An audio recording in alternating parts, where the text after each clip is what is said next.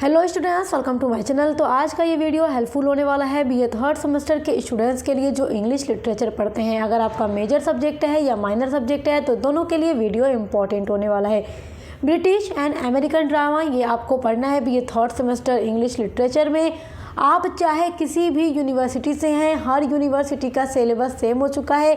जिस यूनिवर्सिटी में लिखित परीक्षा होगी इस बार और आने वाले वर्षों में, सभी के लिए आज का ये वीडियो इम्पॉर्टेंट होने वाला है। आज मैं आपके एग्ज़ाम के लिए very most important question answer बताने वाली हूँ, जो कि पूरी गारंटी है कि आपके एग्ज़ाम में आएगा।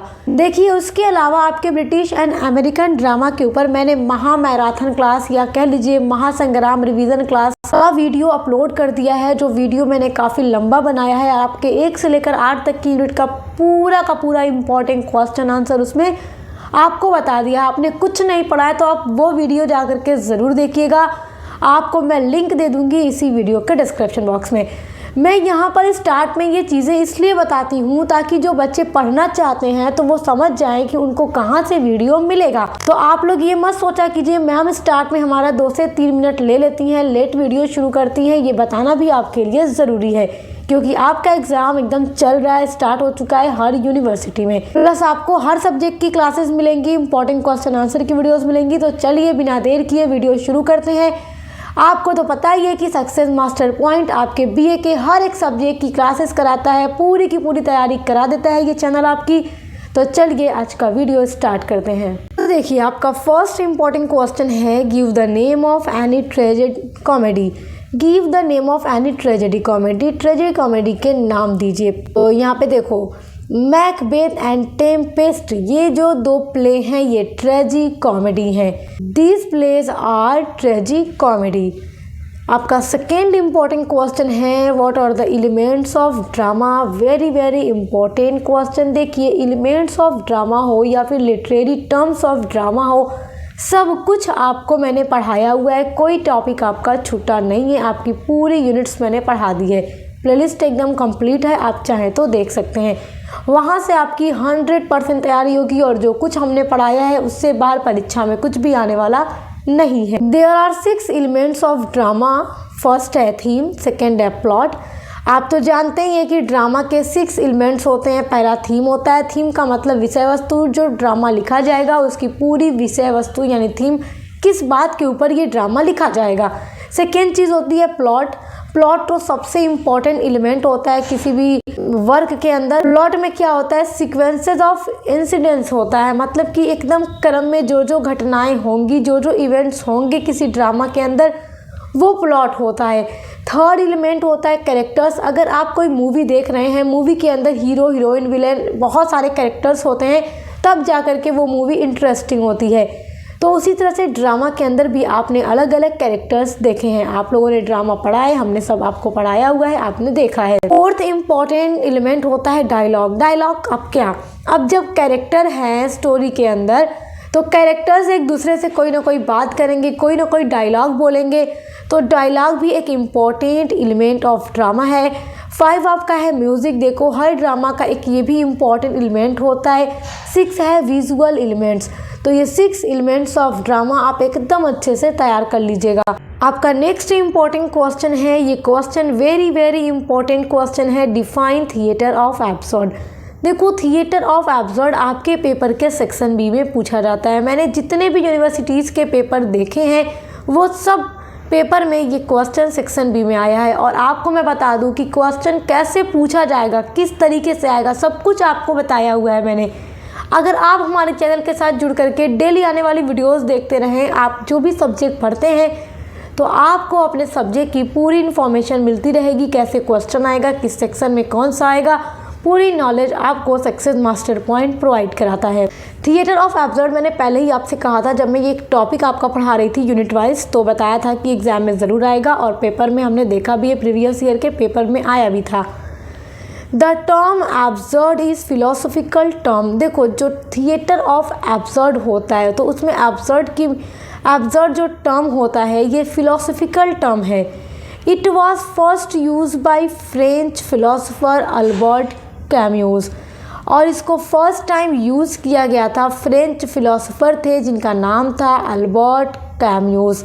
फ्रेंच में यहाँ पर एच होगा, ध्यान दीजिएगा, आप बना लीजिएगा। तो अल्बर्ट कैम्यूस वो इंसान थे, वो फिलोसोफर थे जिन्होंने सबसे पहले एब्सर्ड वर्ड को यूज़ किया था। In his essay the myth of Sisyphus, देखो अल्बर्ट कैम्यूस का एस्से है, इसी एस्से में उन्होंने एब्सर्ड वर्ड को यूज़ किया है। एस्से का नाम है the myth of Sisyphus, published in 1942 और ये एस्से उनका पब्लिश्ड हुआ था 1942 में। The term theatre of the absurd was first coined by Martin Esselin in his book The Theatre of the Absurd, which is published in 1961। देखिए absurd word को तो Albert कैम्यूस ने सबसे पहले यूज़ किया था अपने एस्से द मीथ ऑफ सिसिफस में, जो एस्से 1942 में पब्लिश्ड हुआ था। लेकिन जो ये पूरा कंप्लीट एक सेंटेंस है, वर्ड है, प्ले का नाम है थिएटर ऑफ द एब्सर्ड, इस वर्ड को सबसे पहले कॉइन किया था, खोजा था मार्टिन एसलिन ने अपनी बुक में the theatre of the absurd. Book का नाम ही the theatre of the absurd था, जो बुक उनकी पब्लिश्ड हुई थी 1961 में। एक बात आपके लिए बता दूं जो कि बहुत इंपॉर्टेंट है, थिएटर का मतलब होता है वो जगह, वो प्लेस जहाँ पर कोई ड्रामेटिस्ट वर्क या कोई मूवी परफॉर्म की जाती है, कोई ड्रामा परफॉर्म किया जाता है। जैसे आप लोग, बहुत सारे लोग ऐसे होंगे जो थिएटर में जाकर के मूवी देखते होंगे। एब्सर्ड एक ऐसा प्ले होता है जो मीनिंगलेस होता है, इलॉजिकल होता है।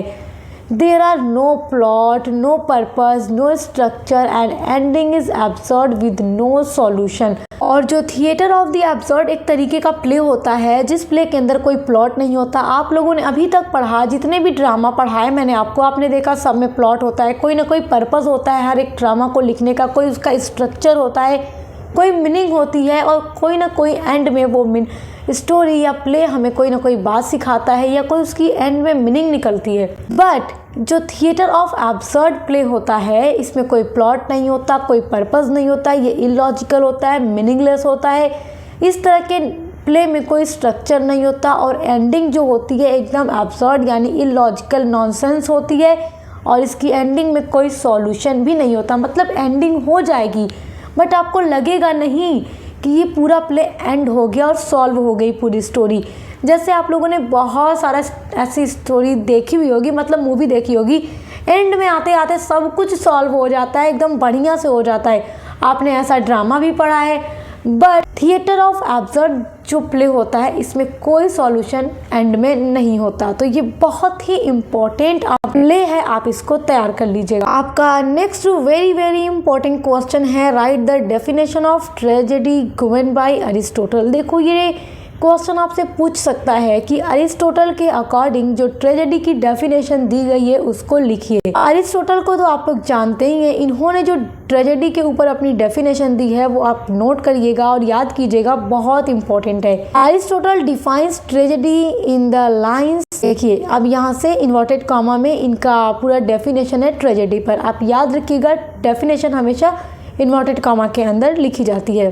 Tragedy then is an imitation, an action which is serious, complete, have certain magnitude in language, embellished thereby arousing pity and fear for the purgation of the undue elements of these emotions। देखो tragedy जो होती है ना, एक ऐसी imitation मतलब होता है नकल होती है एक्शन की, विच इज़ सीरियस, जो सीरियस होती है, कंप्लीट होती है, हैव सर्टेन मैग्नीट्यूड और इसका एक निश्चित परिणाम होता है। इन लैंग्वेज मतलब कुछ भाषा में, और कुछ भाषा होती है उसकी, उस भाषा में इसका परिणाम होता है जो इन भावनाओं के अनुचित तत्वों के शुद्धिकरण के लिए दया और भय पैदा करती है। तो ये डेफिनेशन उन्होंने लिखी है। आपका नेक्स्ट वेरी इंपॉर्टेंट क्वेश्चन है, डिफाइन प्रोलॉग। देखो प्रोलॉग जो है ये भी पूछता है आपके पेपर में, शॉर्ट में, वेरी शॉर्ट में पूछ सकता है। और मैंने आपको बता ही दिया है कि जो मैंने महामैराथन क्लास अपलोड किया है, महासंग्राम वीडियो अपलोड किया है आपके लिए, वो आप ज़रूर देखिएगा। वहाँ पर आपको 1 से लेकर 8 तक की यूनिट्स का पूरा इंपॉर्टेंट क्वेश्चन आंसर मिल जाएगा और वो एक वीडियो आपके लिए इनफ होगी। उसके अलावा अदर जो इम्पॉर्टेंट क्वेश्चन उस वीडियो में मैं इंक्लूड नहीं कर पाई थी, उसके लिए ये वीडियो मैंने आपके लिए बनाया है ताकि आप लोग अच्छे से अच्छी तैयारी अपने एग्जाम के लिए कर सकें। तो प्रोलॉग क्या होता है डिफाइन कीजिए। ये क्वेश्चन कई तरीके से पूछता है। What do you understand by prologue, what is prologue, define prologue. तो चलिए देखते हैं प्रोलॉग क्या है। The prologue is the opening to a story that come before the first page और चैप्टर। जो प्रोलॉग होता है, अगर हिंदी में मैं आपको बताऊं तो आपने अगर हिंदी में निबंध लिखा होगा तो आपने उसमें सबसे पहले प्रस्तावना लिखी होगी। अपना टॉपिक शुरू करने से पहले आपने प्रस्तावना लिखा, वही प्रस्तावना इंग्लिश में होता है prologue. The prologue is the opening to the story. Story को शुरू होने से पहले उसमें प्रोलॉग होता है। दैट कम जो आता है बिफोर पहले द फर्स्ट पेज और चैप्टर, जो हमेशा पहले पेज और चैप्टर से पहले आता है। क्योंकि जो प्रस्तावना होती है वो हम पहले लिखते हैं और जो आप निष्कर्ष या कॉन्क्लूजन लिखते हैं वो एंड में लिखते हैं एस्से के। तो आपने पढ़ा था ना एपिलॉग, तो एपिलॉग प्रोलॉग का अपोजिट होता है। जो ड्रामा के नीचे लिखा जाता है उसका पूरा कॉन्क्लूजन होता है, और प्रोलॉग जो ड्रामा से पहले होता है जिसमें कुछ हिंट दी जाती है रीडर्स या ऑडियंस को। It is used to establish context और टू प्रोवाइड नेसेसरी डिटेल्स। इसका यूज़ किया जाता है इस्टेब्लिश करने के लिए कॉन्टेक्स्ट और टू प्रोवाइड नेसेसरी डिटेल्स। देखो जब ना ड्रामा परफॉर्म करने के लिए शुरू किया जाता है उसके पहले ना प्रोलॉग होता है। प्रोलॉग इसलिए होता है ताकि जितने भी ऑडियंस बैठे हुए हैं देख रहे हैं या जो लोग रीड कर रहे हैं ड्रामा को, जो रीडर्स हैं, तो उससे पहले राइटर उन्हें प्रोलॉग देता है। उस प्रोलॉग से रीडर्स को बहुत ज़्यादा नेसेसरी डिटेल्स उस ड्रामा के बारे में पता चल जाती हैं कि ड्रामा में आगे कैसी स्टोरी हो सकती है, क्या कुछ कितने कैरेक्टर्स हैं, इन सब चीज़ों के बारे में राइटर डिटेल्स देता है, इंफॉर्मेशन देता है प्रोलॉग के थ्रू अपने रीडर्स को। It is a opening to a story or outside of literature to a piece of music. It is a opening of a story, ये स्टोरी की शुरुआत में होता है, और आउटसाइड ऑफ लिटरेचर और साहित्य के बाहर संगीत, म्यूज़िक मतलब संगीत, पीस मतलब टुकड़ा, outside of literature to a piece of music, साहित्य के बाहर संगीत का एक टुकड़ा। That comes before the first page और चैप्टर, जो आता है हमेशा पहले फर्स्ट पेज और चैप्टर के। क्योंकि ये बात याद रखिएगा, हमेशा प्रोलॉग पहले आता है चैप्टर या पेज के, तो जिसमें कुछ नेसेसरी डिटेल्स या इंफॉर्मेशन होती है कि आगे ड्रामा में कैसी स्टोरी हो सकती है। तो ये आपके लिए बहुत इंपॉर्टेंट है, आप इसको तैयार कर लीजिएगा। आपका नेक्स्ट वेरी इंपॉर्टेंट क्वेश्चन है डिफाइन पोर्टमैंट्यू। देखो पोर्टमैंट्यू भी आता है और ये सब क्या है, लिटरेरी टर्म्स हैं और वेरी वेरी इंपॉर्टेंट है। इन सभी के बारे में जब यूनिट्स पढ़ा रही थी तो आपको पढ़ा चुकी थी, मैंने कहा भी था कि इम्पॉर्टेंट है। तो एक बार फिर से इसको याद कर लीजिए, रिवाइज कर लीजिए आपके एग्जाम से पहले, क्योंकि एग्जाम में आ सकता है। बहुत इंपॉर्टेंट लिटरेरी टर्म है आपका। The word portmanteau comes from the French word to carry and cloak. ये French word carry and cloak से बना हुआ है, आया है। ए पोर्टमैंट्यू यहाँ पे देखिए कट किया हुआ है, ओके, आप इसको इग्नोर कीजिए। यहाँ से देखिए, a portmanteau is a newly created word. जो पोर्टमैंट्यू होता है एक न्यूली, नया, क्रिएटेड, बनाया गया वर्ड होता है। That results from combining two other words together, और ये रिजल्ट होता है from combining two other words, दो अलग अलग वर्ड्स को टुगेदर यानी एक साथ कंबाइन करने पर, जोड़ने पर जो नया वर्ड बनता है उस नए वर्ड को पोर्टमैंट्यू कहा जाता है। जब भी राइटर कोई ड्रामा लिखता है या कोई भी अपना वर्क लिखता है, उसमें जब वो दो वर्ड्स को मिला करके एक नया वर्ड बना देता है, तो वहाँ पर राइटर कौन सा लिटरेरी टर्म्स का यूज़ करता है, पोर्टमैंट्यू का यूज़ करता है। ये बात याद रखिएगा। ए portmanteau is A literary device, ये एक लिटरेरी डिवाइस या लिटरेरी टर्म्स होता है जिसको हिंदी में साहित्यिक युक्तियाँ कहा जाता है। इट अकर्स, अकर्स मतलब घटित होना, इट अकर्स ये घटित होता है। व्हेन जब द राइटर्स जॉइंस टू और more words together to create a new word, ये तब घटित होता है जब जो राइटर है ज्वाइन करता है टू और मोर, दो और दो से ज़्यादा वर्ड्स को टुगेदर एक साथ, टू क्रिएट बनाने के लिए ए न्यू वर्ड, एक नया वर्ड। समझ में आया ना? हाँ, बहुत अच्छे से आ गया। For example brunch. ब्रंच एक नया वर्ड है which is a combination of breakfast and lunch. Breakfast का मतलब होता है नाश्ता, सुबह का नाश्ता। लंच होता है दोपहर का खाना। तो राइटर को एक नया वर्ड क्रिएट करना था ब्रेकफास्ट एंड लंच को मिला करके। देखो, जब भी राइटर दो इस तरह के वर्ड्स को एक साथ ला करके एक नया वर्ड बनाता है तो उस नए वर्ड की मीनिंग भी पहले वाले वर्ड्स के जैसी ही होती है, सेम होती है। ब्रेकफास्ट जो होता है सुबह का नाश्ता, लंच दोपहर का खाना, ब्रंच का मतलब हो जाता है दोनों मिक्स हो जाता है। जैसे कि अगर आप सुबह में नाश्ता करते हैं, दोपहर में 2 बजे खाना खाते हैं, अगर आप वो सुबह में नाश्ता ना करके दोपहर का खाना ना खा के बीच की टाइम में खा लें और आप कहेंगे दोनों मेरा हो गया, नाश्ता भी हो गया लंच भी हो गया, तो वो आप बोलेंगे ब्रंच है मेरा। ठीक है, तो राइटर ने यहाँ पे जो नया वर्ड क्रिएट किया तो वो पहले वाली ही मीनिंग बता रहा है, वो ब्रेकफास्ट और लंच की ही मीनिंग को शो कर रहा है। ये बात याद रखिएगा, बहुत इंपॉर्टेंट लिटरेरी डिवाइस है। आप इन सबको बहुत अच्छे से याद करके ही एग्जाम में जाइए। Next very very important question है जो कि आपके लॉन्ग क्वेश्चन में आ सकता है। आपका क्वेश्चन है right a brief note on Shakespeare's tragedy Othello. Shakespeare की जो ट्रेजेडी ओथेलो है उस पर एक ब्रीफ नोट लिखिए। आपसे ये क्वेश्चन ज़रूर पूछेगा। अच्छा, एक बात कहूँगी, बहुत सारी यूनिवर्सिटीज़ में विलियम शेक्सपियर का प्ले जो ओथेलो दिया गया है सिलेबस में, और कहीं कहीं यूनिवर्सिटी पर ओथेलो की जगह विलियम शेक्सपियर का ही प्ले है मैकबेथ, और कहीं कहीं पर किंग लियर। तो मैकबेथ के ऊपर भी मैंने वीडियो बनाया है, ओथेलो के ऊपर भी मैंने वीडियो बनाया है, प्लस दोनों के ऊपर अलग अलग से इम्पॉर्टेंट क्वेश्चन आंसर की वीडियोज़ भी मैंने बनाकर आपको दे दी हैं। तो प्लेलिस्ट में सब ऐड हैं, आप देख लीजिएगा। ये क्वेश्चन मैं उस वीडियो में इंक्लूड नहीं कर पाई थी तो यहाँ आपके लिए बता रही हूँ, क्योंकि ये very very most important question है आपके लॉन्ग के लिए। The tragedy of Othello the Moor of Venice. जो ट्रेजेडी है ओथेलो की द मूअर ऑफ वेनिस, ये वेनिस का मूअर होता है, यानी एक काला आदमी होता है हबशी जैसा। नोन पॉपुलरली एज ओथेलो, जो जाना जाता है, जो बहुत लोकप्रिय है, प्रसिद्ध है। As Othello is one of the most famous play by great English playwrights William Shakespeare. यहाँ पर प्ले होगा, ओके, इसको कट कर दीजिएगा। तो ये बहुत ही फेमस प्ले है, ग्रेट इंग्लिश प्ले राइट का मतलब होता है ड्रामाटिस्ट या फिर प्ले राइट, ये अलग अलग वर्ड्स हैं। प्ले राइट या फिर ड्रामाटिस्ट बात एक ही है, यानी हिंदी में नाटककार।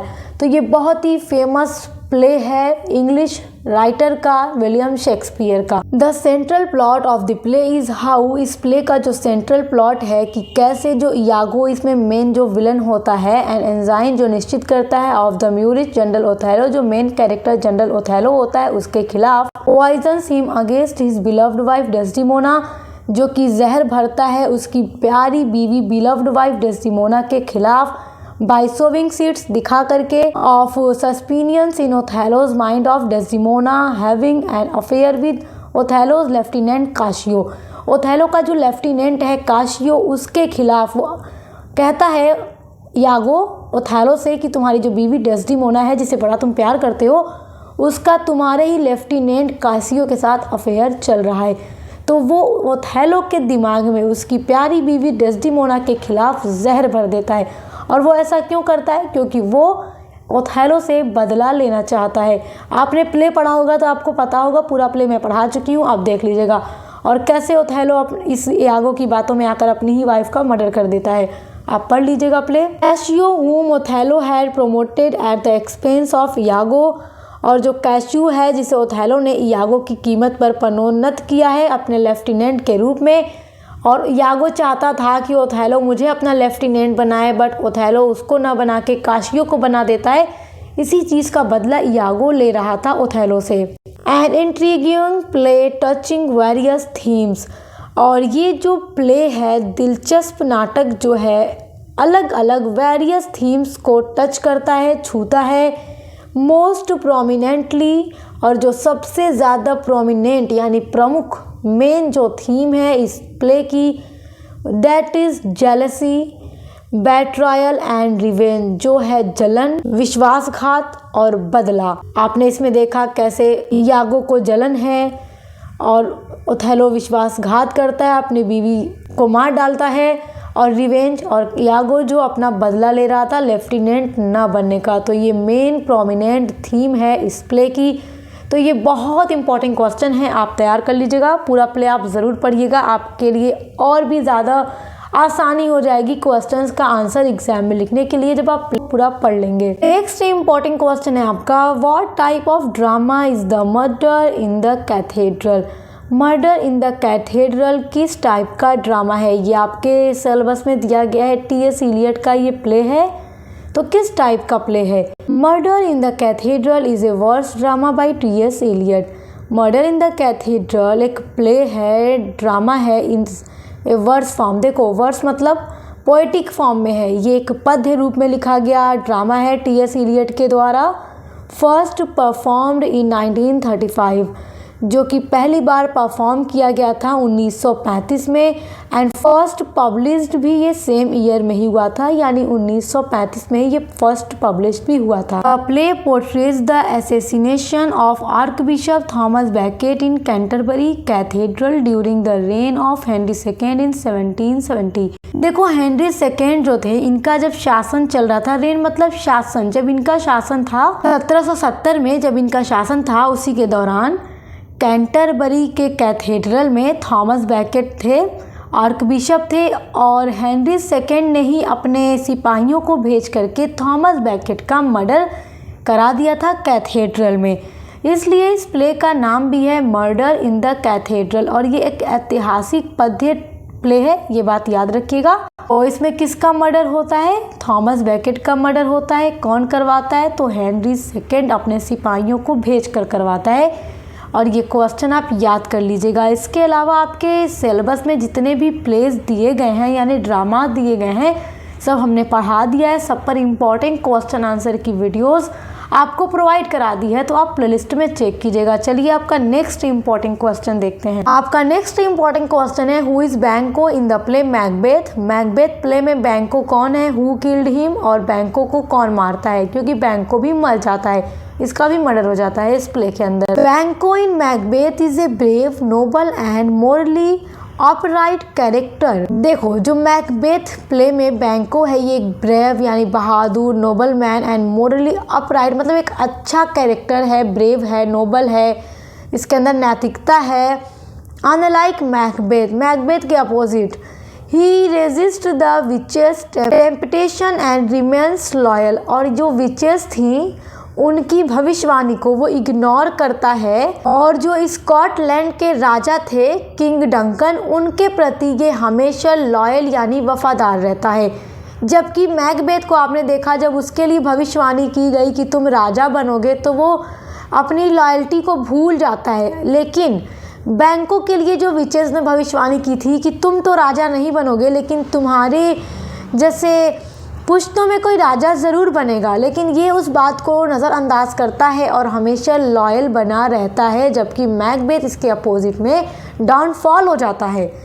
बैंको इज़ मर्डर्ड ऑन मैकबेथ्स ऑर्डर, और बैंको को मार दिया जाता है मैकबेथ के ऑर्डर पर, क्योंकि मैकबेथ ने जाना कि जब इसके पुश्तों में कोई राजा बन जाएगा तो कहीं इसकी राजाशाही जो है खतरे में ना आ जाए, तो अपने प्लान को फेल ना होने के लिए ये बैंको को मरवा देता है। Macbeth sees Banquo as a threat of his throne and so he secure his position, he sends assassins to kill him। Macbeth देखता है कि बैंको जो है उसके बीच में एक कांटा की तरह है, इसलिए वो अपनी पोजीशन को सिक्योर करने के लिए कुछ लोगों को भेज करके बैंको को मरवा देता है। तो अब बैंको को कौन मरवाता है, तो मैकबेथ मरवाता है। और बैंको था कौन, एक ब्रेव और नोबल मैन था इस प्ले के अंदर। ऑलरेडी मैंने मैकबेथ प्ले के ऊपर इंपॉर्टेंट क्वेश्चन आंसर की सेपरेट वीडियो बना रखी है, तो आप प्लेलिस्ट में चेक करके ज़रूर देखिएगा। आपका नेक्स्ट इंपॉर्टेंट क्वेश्चन है, right A note on the theme of play A street car name desire. A street car name desire play जो आपके सिलेबस में है उसकी थीम लिखिए। इस प्ले के ऊपर भी मैंने सेपरेट वीडियो बना रखी है इंपॉर्टेंट क्वेश्चन आंसर की, तो आप देखिएगा ज़रूर। पूरा कुछ आपका कंप्लीट कराया है, ये बात तो आपको पता ही है। चलिए देखते हैं इसकी मेन थीम क्या है, क्योंकि आपके हर एक प्ले से इंपॉर्टेंट क्वेश्चन आने वाला है एग्जाम में, और जो क्वेश्चन पूरी गारंटी है कि आएगा वही क्वेश्चंस मैं आपको बता रही हूँ। The play explores the theme of how people struggle to accept reality and how they may use illusion and fantasy to deceive themselves. ये प्ले जो है दिखाता है, इसकी थीम है कि हाउ पीपुल, कि कैसे लोग स्ट्रगल करते हैं, संघर्ष करते हैं टू एक्सेप्ट करने के लिए रियलिटी यानी सच्चाई को, एंड हाउ और कैसे दे में यूज़ और कैसे लोग यूज़ करते हैं। इल्यूजन का मतलब होता है भ्रम को कैसे वो यूज़ करते हैं, एंड फैंटेसी और कैसे वो कल्पना को यूज़ करते हैं टू डिसीव देमसेल्व, अपने आप को धोखा देने के लिए। कहने का मतलब ये है कि इस प्ले की मेन थीम ये है कि इस दुनिया में लोग जो होते हैं सच्चाई को एक्सेप्ट नहीं करना चाहते, और सच्चाई को ना एक्सेप्ट करने के लिए वो हमेशा भ्रम और कल्पना या झूठ का सहारा लेकर अपने आप को धोखा देते हैं, और सच्चाई को कभी एक्सेप्ट नहीं कर पाते कि रियलिटी में वो कैसे हैं और उनके करतूत कैसी है। जिस तरह आप लोगों ने इसमें देखा, जो मेन कैरेक्टर ब्लांचे है वो किस तरह पूरे प्ले के एंड तक आपने देखा कि किस तरह से वो अपने आप को धोखा दे रही थी, अपनी सच्चाई को वो एक्सेप्ट नहीं कर पा रही थी। And the play also explores, और ये प्ले ये भी एक्सप्लोर करता है कि हाउ कैसे सेक्सुअल डिज़ायर, जो सेक्सुअल डिज़ायर होती है लोगों की, इज़ लिंक टू डिस्ट्रक्शन, जो जुड़ी होती है विनाश से। जो लोगों की सेक्सुअल डिज़ायर होती है, इस तरह की जो लोगों की इच्छा होती है वो जुड़ी होती है विनाश से। इस तरह की जो डिज़ायर होती है वो इंसान के विनाश का, उसके बर्बादी की वजह बन जाती है, जैसे आपने ब्लांचे को देखा इस स्टोरी के अंदर। Even in supposedly loving relationships, और यहाँ तक कि इसमें हमने ये भी देखा कि जो सेक्सुअल डिज़ायर है ये प्यार भरे रिश्ते में भी विनाश की एक वजह बन जाती है, और एक प्यार भरा रिश्ता भी ख़राब हो जाता है सिर्फ इस तरह की डिज़ायर की वजह से। तो पूरा प्ले इस बात पर जोर देता है, और यही पूरी की पूरी इसकी थीम है जो आपको मैं पढ़ा चुकी हूँ। तो ये मोस्ट इम्पॉर्टेंट क्वेश्चन मैंने आपके सिलेबस के सभी प्ले से बता दिए हैं, जो आपके एग्ज़ाम में आने की पूरी संभावना है। जो क्वेश्चन नहीं आएंगे उन्हें नहीं बताया, जो आएंगे वही मैंने आपको बताया है। तो आप सभी क्वेश्चन को तैयार कर लीजिएगा। महासंग्राम रिवीजन वीडियो देखना मत भूलिएगा अपने एग्ज़ाम के लिए। आपको मैं लिंक दे दूँगी इसी वीडियो के डिस्क्रिप्शन बॉक्स में। तो अब मिलते हैं नेक्स्ट वीडियो के साथ।